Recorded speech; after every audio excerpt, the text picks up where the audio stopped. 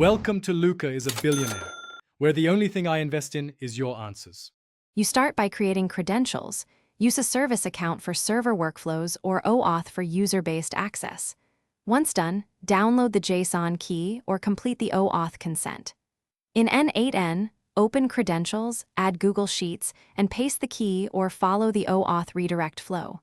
Make sure to grant sheets and drive scopes so templates, read, and write actions work. This gets you from setup into an active, authenticated connection that N8n can use immediately.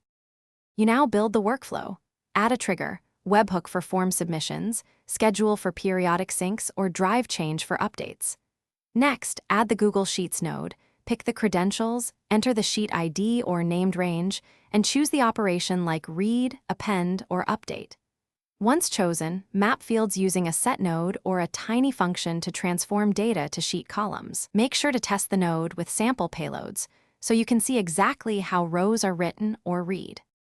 Finish by activating the workflow and running an end-to-end test. Trigger it, inspect node outputs, and confirm rows appear correctly in Sheets. Once live, add error handling, use IF and retry nodes, or set up exponential backoff to handle transient API limits. If writes fail, make sure the sheet is shared with the service account email or reauthorize OAuth. One key tip: if you see permission errors, reshare the sheet and re-enter credentials.